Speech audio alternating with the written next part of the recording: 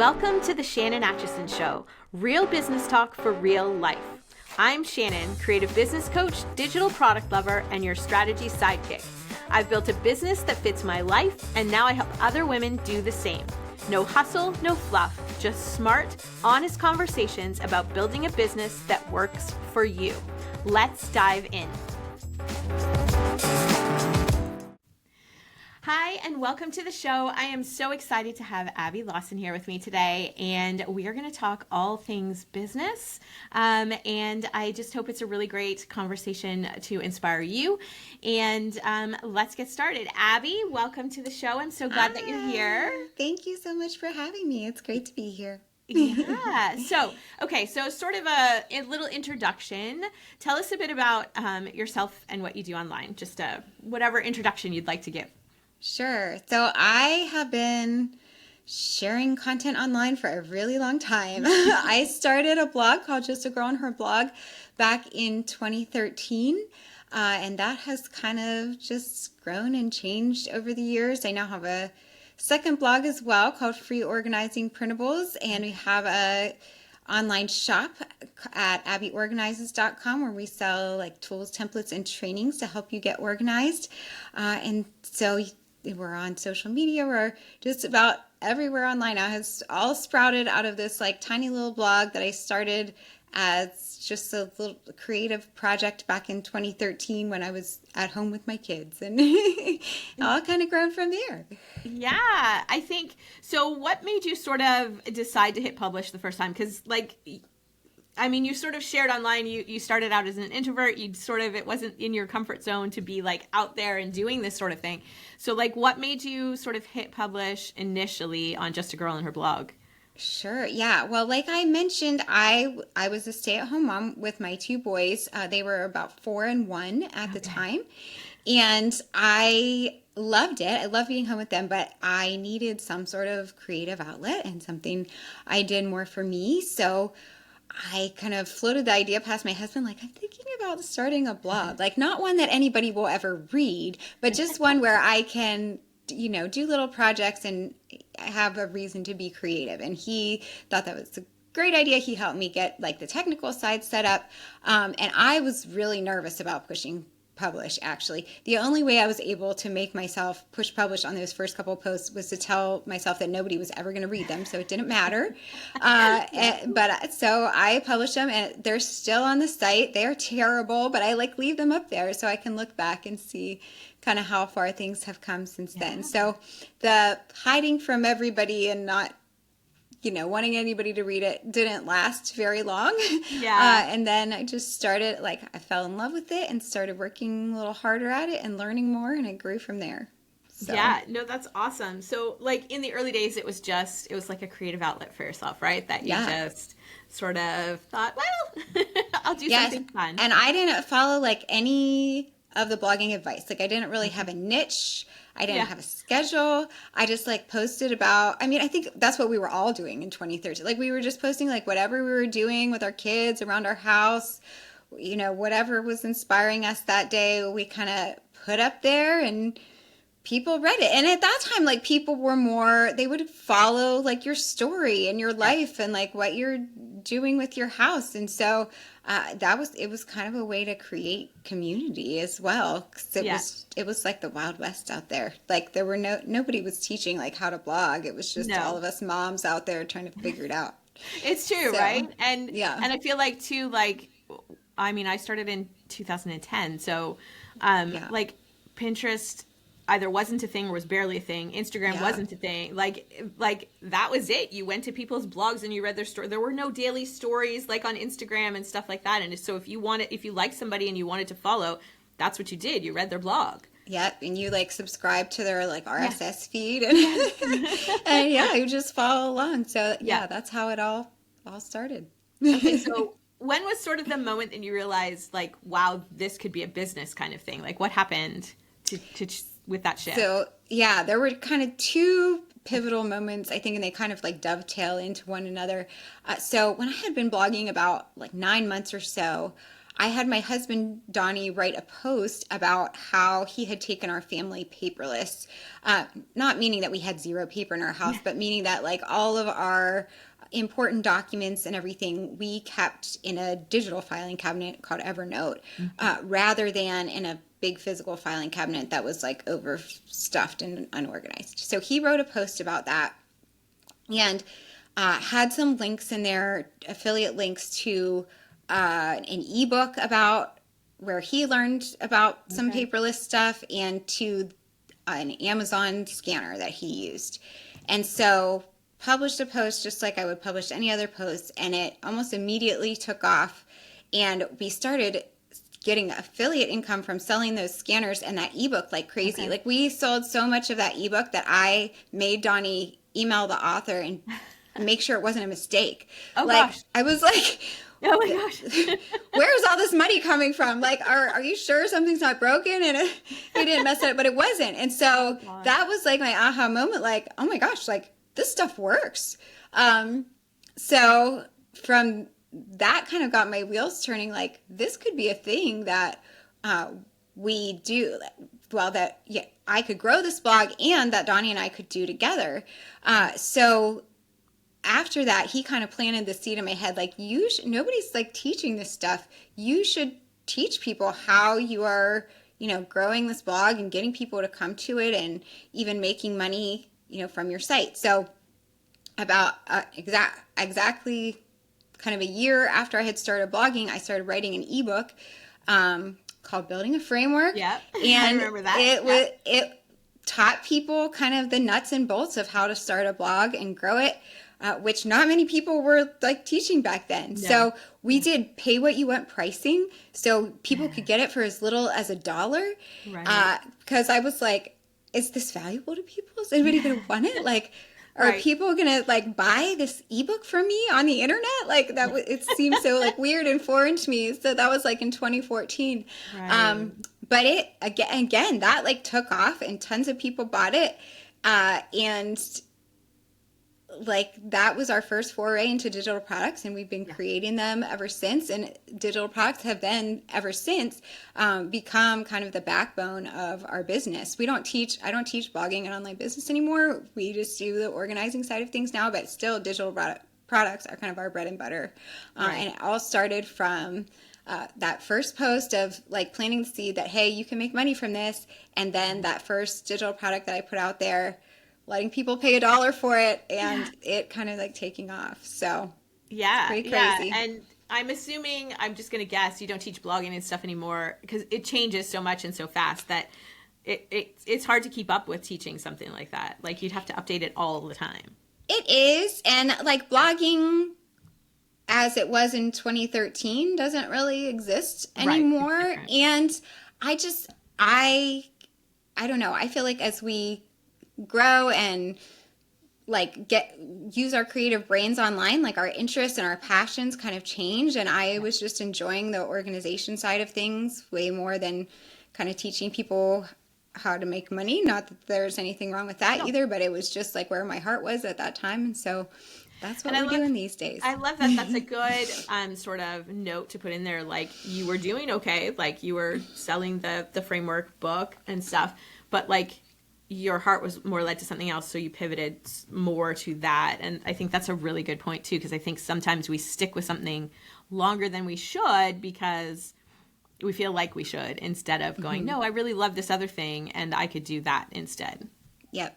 Yeah. And that's what I love about online business is that like there are countless ways to make income and make money online. And you can talk to 50 different online entrepreneurs, and they are making money and building their income 50 different ways. So if something is not working for you or your heart's not in anymore, it is, there are plenty of other ways and things that you can pivot to find something that's like better in alignment with your gifts and your passions and what gives you energy as opposed to what drains you. I think sometimes in your life season too, right? Like, Sure. blogging worked great for us, well, as it was then, but like when our kids were little, but maybe now it's something else, right? Like your kids are teenagers-ish. They My are. They're kids are in their 16 and 20s. 14 now. That's wild. My oldest turned 25 like the day we're recording this. So I'm like, Yes. oh my goodness, like so weird. Like, Yes. Yep. So you guys, you mentioned in your intro at the beginning that you have Just a Girl and Her blog, you have a digital shop, you have a free printable Freeorganizingprintables.com. That was kind of, I was bored. I had it like and I was like, I wonder if I could. So this was, I think in 2022, I was like, I wonder if I could start a site now and grow it. And with how much everything has changed. And so I like took a couple weeks and made all these like free printables and like busted out like this site that kind of like stands alone, and it did. I mean, it gets traffic, and that's awesome. We have ads on it, so it's sitting like after those couple weeks. I didn't do anything else with it, so it just sits there and earns ad income. And it was just kind of an experiment for me to see if like, do I still got it? Like, can I still do it? And it worked. So, but in the meantime, I mean, it's tons of like cute little printable resources that people can go grab. So I just like leave it up there, and that's perfect. See. So yeah, that's awesome. So obviously you've tried a lot of different things, right? You did an ebook, you've done printables, you've done digital tools. Like, has there been anything that like totally flopped that like you were just like, well, that didn't work? Oh yeah. I mean, we've had plenty of things that have not worked over the years.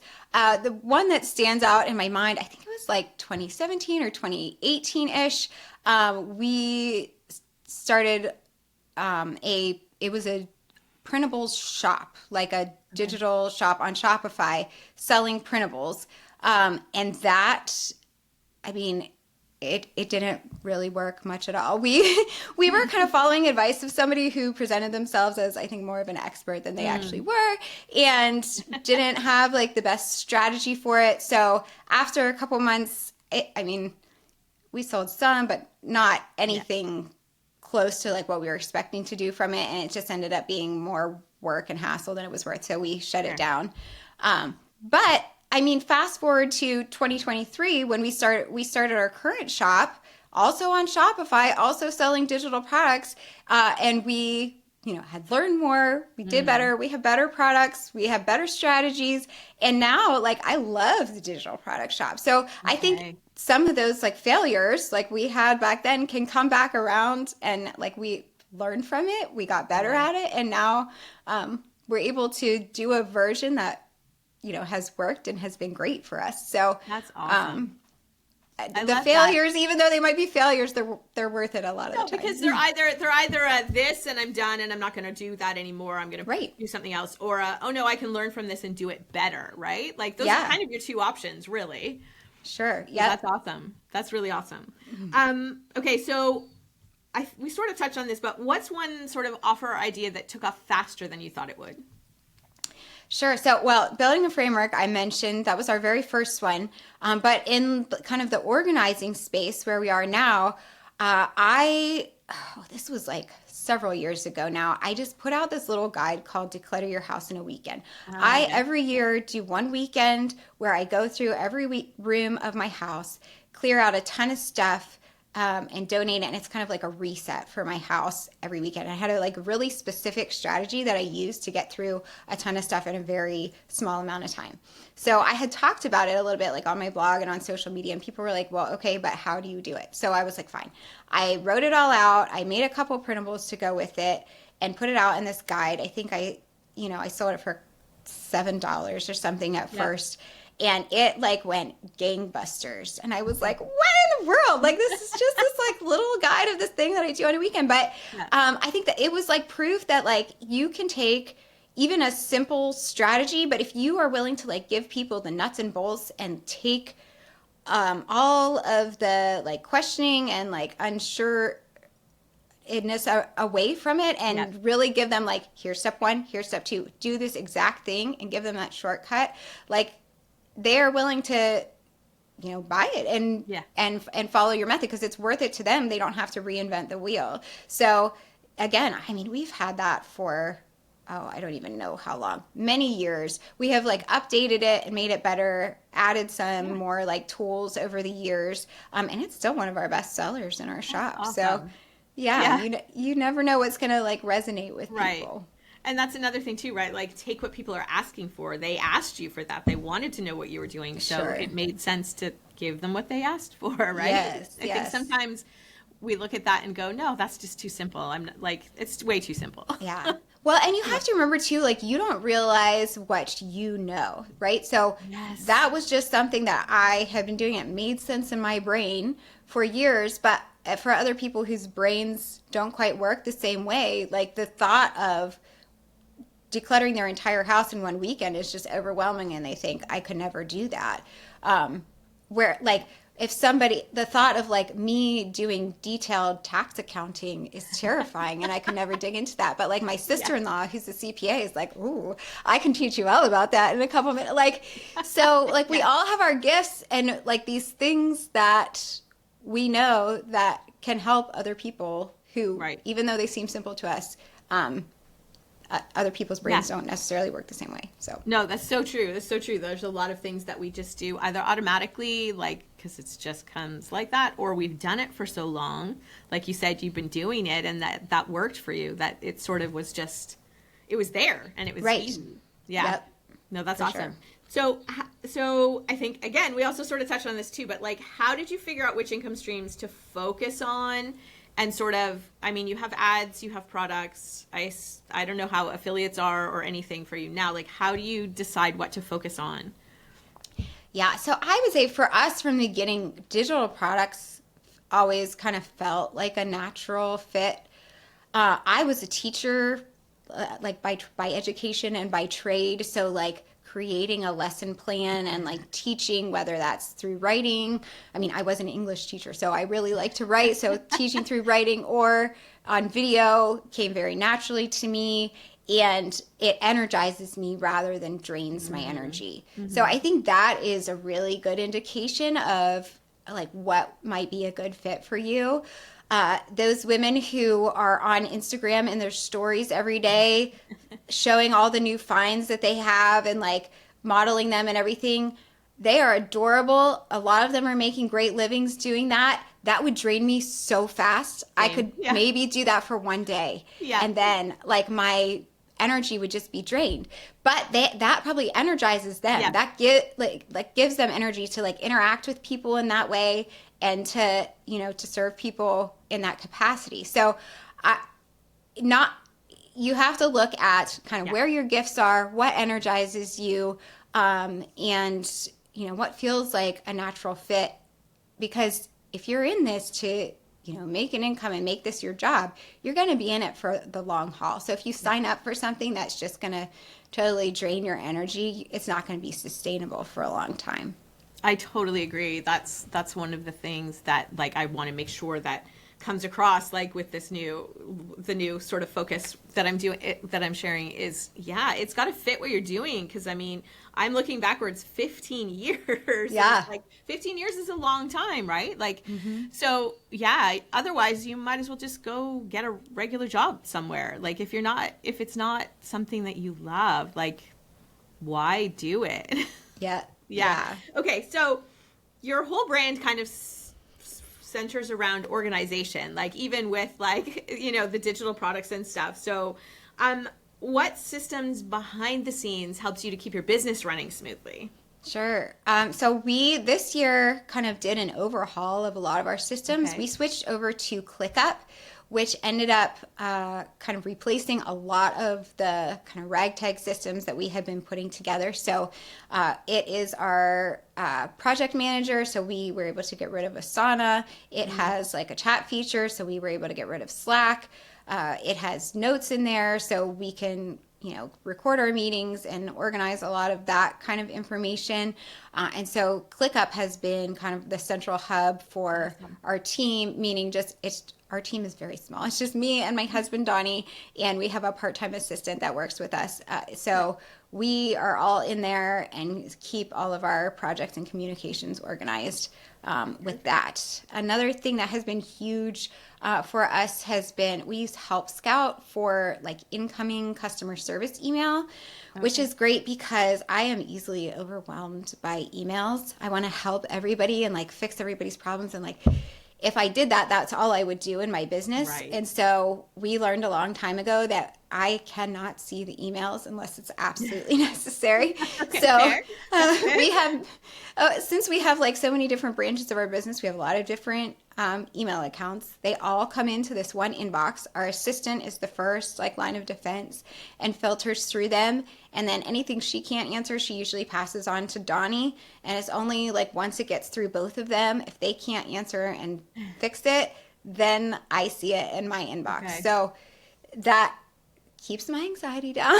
and it gives me my time to do the things that I enjoy and that I feel like I'm better at, which is creating the content and keeping the business running that way. So no, that's perfect. That is so good that it, you recognize that early on and then put things in place that help you to deal with that. Obviously, that's so good. I love that. Okay, so what do you not do anymore, aside from email, that you feel essential? So anything else, I guess this kind of is answered by the email question, but if there's anything else, is there anything else you sort of let go of that you don't need to do? Yeah, I am not on the social media hamster wheel anymore. I used to post, especially on Instagram, a ton and was like working on growing my following there. But just the amount of time and effort that went into it was not equal to the benefits we were getting out of it. So I actually stepped back and took, I don't even know, like 9 months off of, I didn't post at all on social media and just kind of reevaluated and was like, what do I want this to look like? Like, I do want to connect with people. I don't want to be cut off from my audience because they are important to me and I want to have that interaction with them, but I cannot spend all of my time like chasing Instagram followers or like vanity metrics and not put my time into the things that are actually moving the needle for our business. So I took that break. I came back only within the past few months and made it my goal. I post once a week. I syndicate the same post to pretty much all of my social platforms, and that has allowed me to be present without it, taking over my life completely. So, and again, that's another one of those things. Like, there are people who get so energized and whose like primary platform is Instagram or is TikTok or something like that. That is not the case for me. The older I get, the more introverted I get and the more I want to be behind the camera. So I am only putting in like minimal effort there and, using my energy and my time on the other parts of our business where I know I can be like more effective at moving the needle. Right. And I think that's if the ROI is not there and you're doing it for business purposes, that makes absolute sense. If you're not, that totally makes sense. I love that. Because there's a lot of people who are like, no, you have to be on, you have to be doing it, you have to share all this. And then there are people who are like, no, I love it. And so this is like, it's great for them. But then there's other people, and I'm totally with you on the, no, I'd rather repurpose it all. Like, I'm present, I'm there. People can see what's happening. I can connect with people if they message or whatever, but it's not a constant because the ROI is just not there, right? Yes. And I mean, and I know it will be for some people. Like, you can build a business that way, but that is just not where my business is, focused. And so I've had to say, like, I'm not going to chase more followers. I'm not going to chase these metrics. Yeah. And I'm going to be fine with that. Yeah. Yeah. Cause it doesn't matter. Like, if it's not bringing you more traffic, more business, it's just a number. Like, exactly. Yep. Yeah. So what does sort of simple look like for you now in the season? Like, what does your day-to-day sort of look like with the business then? Yeah. I mean, we are, so like I mentioned, my boys are 14 and 16 right now. So we are in the phase of like crazy, like driving them around to activities and all their stuff. Like, and they are why we wanted to have this business, where my husband and I both work in it full time. We have the flexibility to go off for the weekend to a hockey tournament or, travel with them and, you know, whatever activity that they're doing. So that is our number one priority. And so everything else in the business kind of revolves around how can we, you know, keep that flexibility for our family. So like I mentioned, like cutting back on the things that I didn't feel like moving the needle, like social media. There was a time in our business where I was posting a full-length YouTube video every week. I'm not doing that anymore. I focus pretty much on the things that are like close to my heart and that are giving me energy right now, which are I have sent my Saturday email every week for probably since 2014. So more than a decade. That has been kind of my solid weekly communication with my audience. So I do that. And I work on the products that are in our shop and everything that kind of goes along with that. So any like lead magnets or, you know, promotional stuff that goes along with that. And so that is the stuff that has to get done. And then anything else on top of that is just, you know, icing on the cake.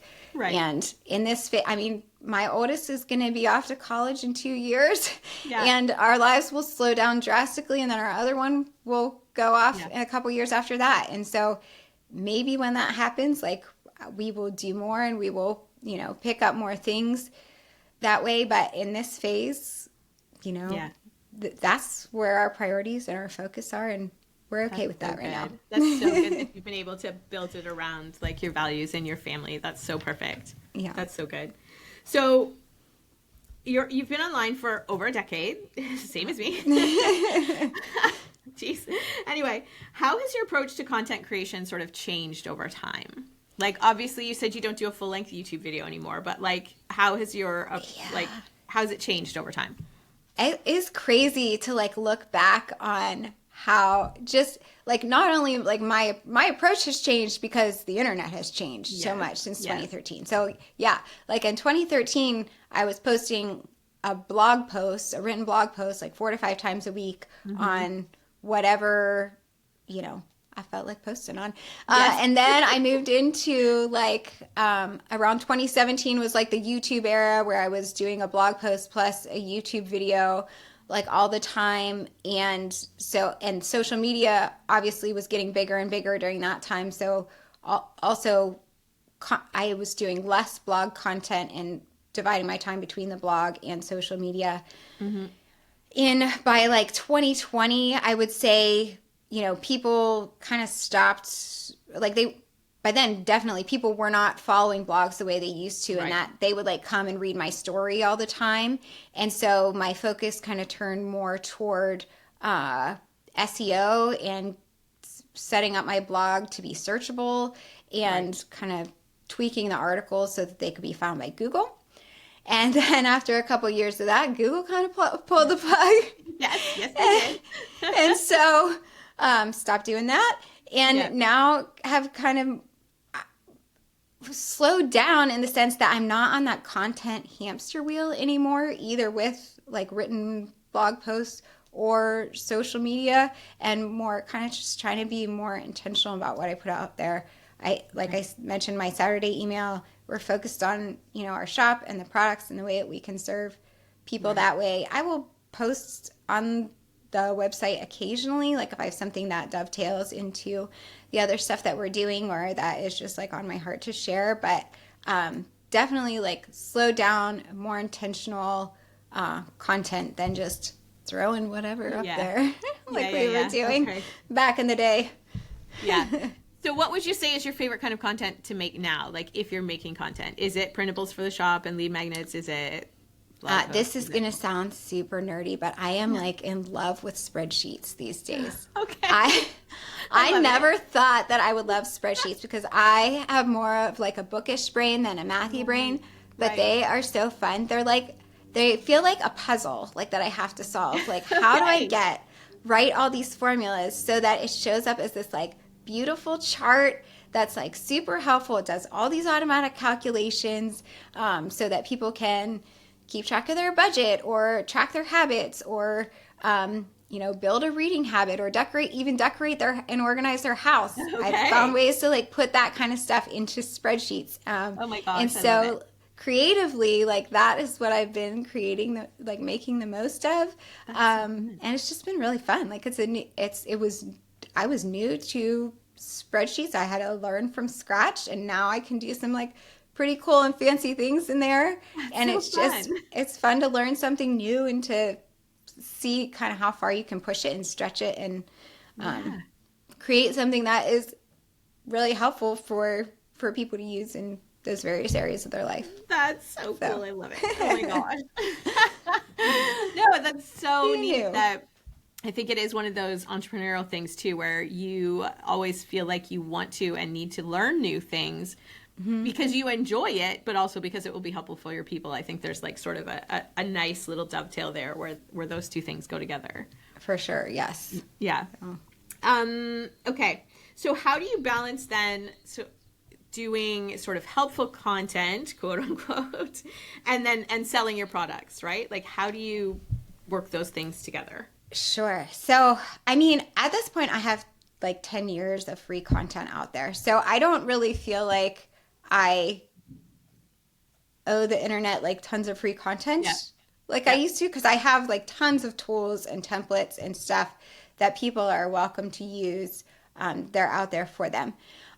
But as far as like what to sell, I would say I do have some what you would call info products still, which are just me teaching. But for the most of my products, there's some sort of like tool or template or something that, even if it is an info product, kind of takes it to the next level and helps people get like hands on with it and apply it in their own life. So I would say that's the biggest difference between my free stuff and the stuff that is paid, is that I'm more like tactile and helping people like work through the process, whether that is with a spreadsheet, whether it's with like Canva templates, or even just like a workbook to help them like break down the process and go through the entire thing step by step in a way that is methodical and will create that like shortcut for them. So that is Right. kind of how I differentiate between the free and the paid. And how are you are you promoting more like of your freebies that lead into a funnel still? Are you promoting more like the actual products on like the front end kind of thing? What are you finding you're sharing more when you are sharing? Sure. I do a little bit of both.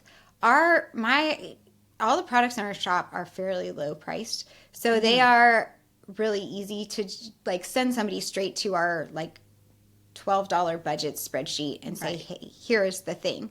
But we also have I also have like a budgeting guide that people can download that walks them through the process of like how to set up their budget, that will like lead them into like, hey, if you're looking for a tool to track it, we do have these spreadsheets.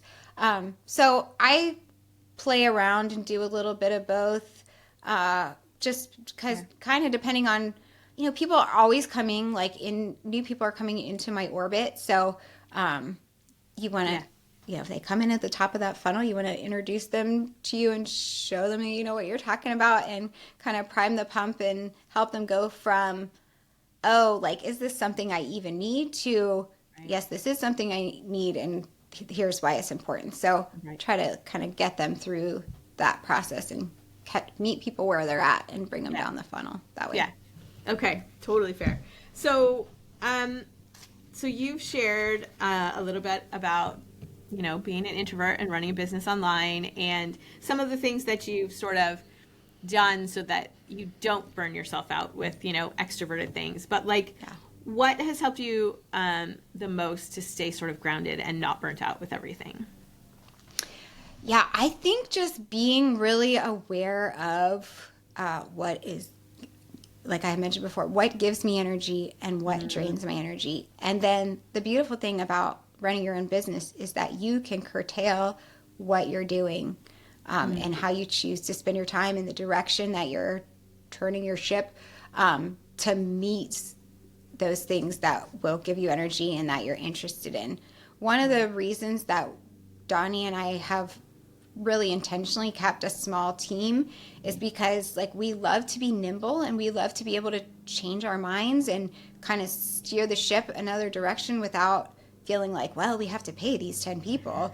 So, Yes. but staying intentionally small allows us, like, if something's not serving us anymore, we can move in a different direction that we feel like is giving us energy and is serving us. And so we have kind of kept our business that way on purpose so that we are not getting burnout and we are not hating what we're doing. Because if we can't show up for it, nobody else is going to, right? There's not anybody else or like a big corporation to fall back on. So Right. No, that's awesome.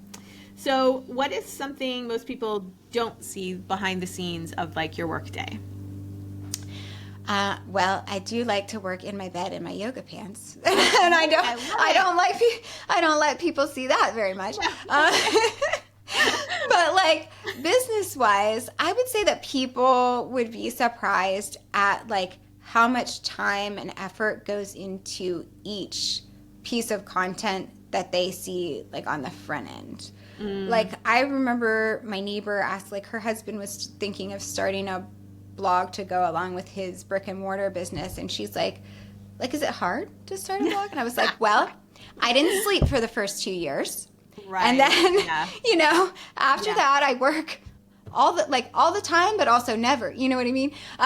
So, like, even one 30-second Instagram reel can represent, like, hours and hours of work. One little freebie that we offer as part of our funnel represents hours and hours of work. Yes. And so I just think that's something that people from the outside like they see, they're like, oh, you're an influencer. That's so dumb. You just like take a quick selfie and then you're done. Right. Like, no, right. That is not like, that's not how it works. And everything takes more time and intention behind the scenes than you would probably ever imagine it does. Yes. And then you have to connect everything, right? Like yes. You have to put the shop up. You have to do the pictures. You have to, right? Like, yes, all the technical stuff to like weed through and figure out. When somebody buys something, it has to fire off the correct email to them and a follow-up sequence to make sure they know how to use the product. And like all of these things, it all takes time and effort and learning the systems to like make it all work together. Yeah. Yeah. And then when you have multiple products, that's multiple like email sequences and like all the things, right? Multiple. Yeah. I just ended up like refreshing a lot of our opt-ins, and it was like we have all these products, so I had to make all these different opt-ins, which needed all these different email sequences, which needed all these different like landing pages, and and it just like multiplies. So yes. Yeah. So have you found that your audience has changed over time, like as you have changed things? Yes. I mean, I know I do still have some like diehards that have been around since like the early days. But also like when I started, well, I talked about all those different phases that I have gone through, right? So, and when I started, I had like toddlers, and now I have teenagers. Yes. And so like I do feel like there are constantly people moving in and out of your orbit, and some people were like in my orbit, then they left, and then they came back. Like, so I do feel like it's kind of growing and changing all the time. But I have always kind of like, I call them like the motivated mom crowd. Like those have always been my people, like the moms who love their kids and love their family and, are motivated to kind of get things done and, create systems in their home and stuff like that. I am type A. I think I probably attract other type A people. And so that has kind of been my crowd since the beginning. But there are always people coming and going from that. So that absolutely makes sense. Yeah, I've got some people who have been around, like when their name comes up in an email or something, I'm like, oh my gosh, you've been here like a long time. Like, what would you say to someone who feels like they're late to the game, starting a business online, like a digital business, like, like everything's already done? What would you say to someone who's just starting? Sure. Or so pivoting maybe too. Yeah. I would say, I mean, it is a lot more crowded out there online than when I started in 2013. But there is also so much more opportunity out there than there was way back in the day. There are just like endless ways to figure out how to create a business around something that you are passionate about and love, or, you know, knowledge that you have to share with other people. And it might take a little bit, it might take a lot of trial and error and some failures to kind of figure out your angle or your niche or your platform that you are really going to thrive on. But I don't think by any means, like, the internet's not full. Like, we're not done. There's still room for innovation and creation and for your unique spin and angle on things, and for the way that you resonate with and serve other people. People will, you know, different people will be attracted to your message than are attracted to someone else's based on your life experiences and your personality traits and how you approach things. So it's not full by any means. There's tons of opportunity out there. Stick with it. Keep trying different stuff, and you'll find your thing. Yeah. Yeah. I think that's the thing, is you need to decide that you're going to try something and that there is room for you, and then be like, okay, I'm going to try this. And if that doesn't work, okay, then I'll pivot to something else. But yeah. What is one thing you wish more creators knew before trying to scale? Like you said, you guys have deliberately kept things small. I used to think I wanted to run a bigger company, and I'm like, no, you know what? I really don't. Like, I don't want to manage that many people. And so like, what's one thing you wish more creators knew before they tried to scale? So the thing that I always try to keep in mind is, like, what you see from the outside of somebody else's business is just like the very tippy top of the iceberg of everything that is going on underneath or behind the scenes. So what looks like, you know, a simple business that, oh yeah, I could do that, I could run that, actually has like a lot of moving parts going on in the background, and those moving parts are the things that like make it go. So it is worth it, I think, to invest in like the education and to learning from people who you admire and who you know are running a legit, solid business, in order to kind of save yourself from tearing out your hair and making all sorts of mistakes. Because there is always a lot more than meets the eye when it comes to how, like, setting up a successful business. So if you want to scale, whether you want to be a, you know, small family company that's nimble and quick and can move on your feet, or whether you want to grow a team and a bigger business, both of those things, I think, will take that learning, and you can do it slowly. You could do it by trial and error, or you could do it from, you know, learning from people who are already doing it and kind of getting some of the shortcuts in there. Yeah. So masterminds, coaching, courses, like different things from people who... That sort of thing. And you do have to be careful. Like I said, like we have learned from some people that were not worth it to like learn from. And we have learned from some amazingly smart people who have grown our business by leaps and bounds. So, you know, do your due diligence and your research, and don't just like buy the course that lots of people are recommending because they're making affiliate money off it. Oh my gosh, yes. Do your own research and follow the person independently, like, before you know, invest your hard-earned cash into it. But too, that don't have, you know, any skin in the game. I mean, affiliates are great. Like, I love affiliate programs, but yes, like, ask other people who don't have any sort of skin in the game, like who aren't going to make money if they recommend it, right? Yeah. That's totally true. Okay, so what you've launched digital products, courses, planners, ebooks, all kinds of things. What advice would you give someone trying to choose their first offer? Okay, so I was thinking about this, like, this is a hard right? What do we tell them? So I think you look for a very like unique and specific way to meet a need that your audience has, right? And then you kind of hone the method that you use for meeting that need, to make it as specific and like step by step, like boom, boom, boom, as possible. Name the method, preferably something like catchy that people will remember. Yes. And then create the tools and the templates and whatever you can create to make it as easy as possible for people to duplicate your process, like as foolproof as you possibly can, so they can get like optimum results in the smallest amount of time. Because ultimately, they're not looking for like, here's 27 hours of content that you can watch. Right. They want to learn from you so that they can achieve their goal or fix their pain point a lot faster than they could if they were going to do it on their own. So get really specific, meet a need, create a step-by-step process, name the process, and make it as easy for people as possible to follow that process. People, like you said, you're a teacher. I'm a teacher at heart. I mean, I homeschooled my kids, and I think people like to learn, and information is great, but they need to be able to implement it and like apply it to their life, right?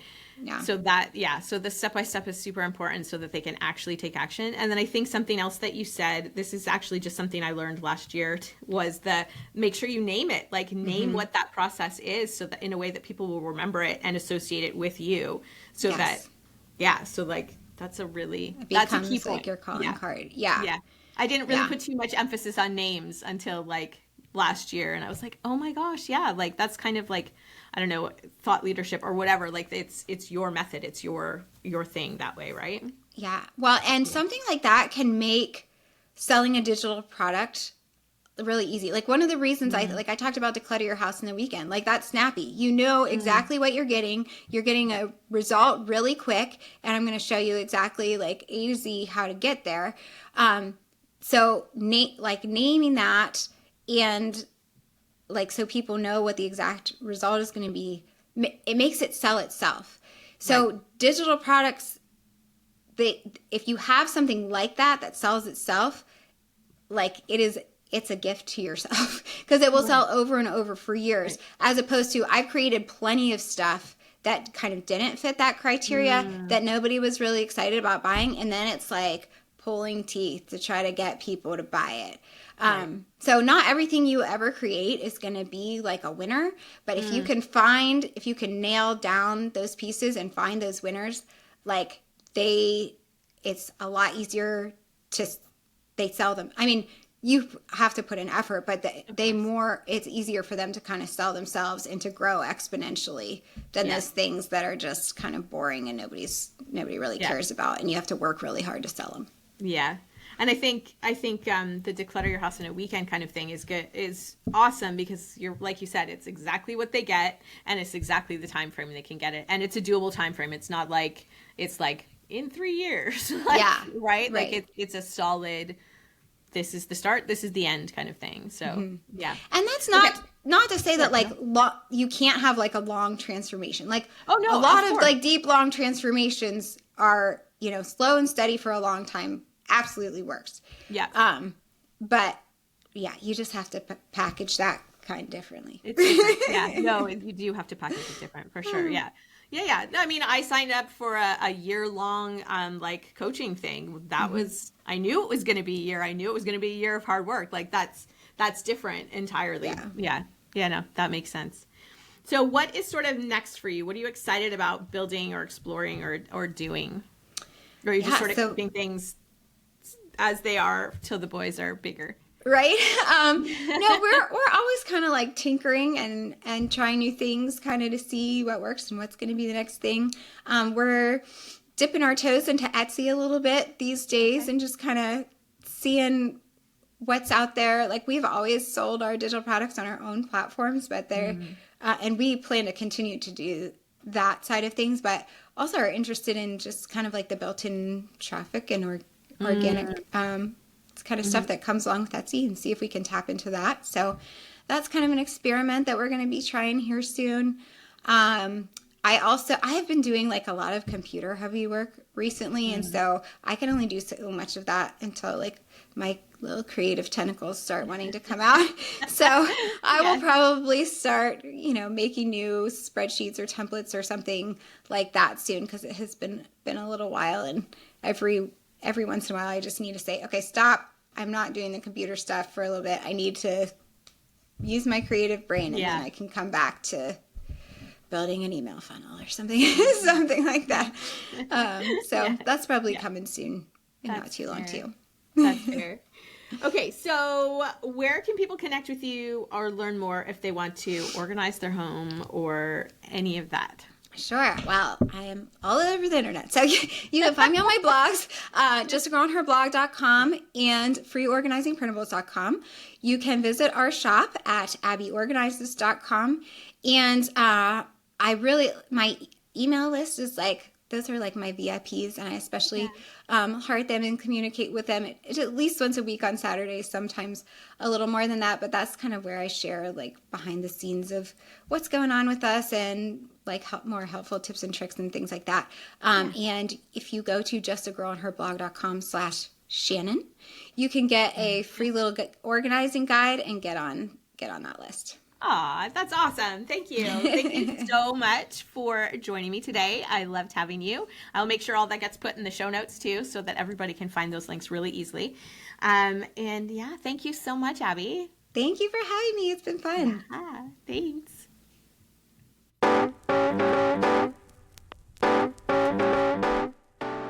That's it for today on The Shannon Atchison Show. If you found this helpful, follow the show and share it with a friend. And hey, if you're not sure what kind of business actually fits your life, take the free quiz at shannonatchison.com. It'll point you in the right direction. Thanks for listening. Talk again soon.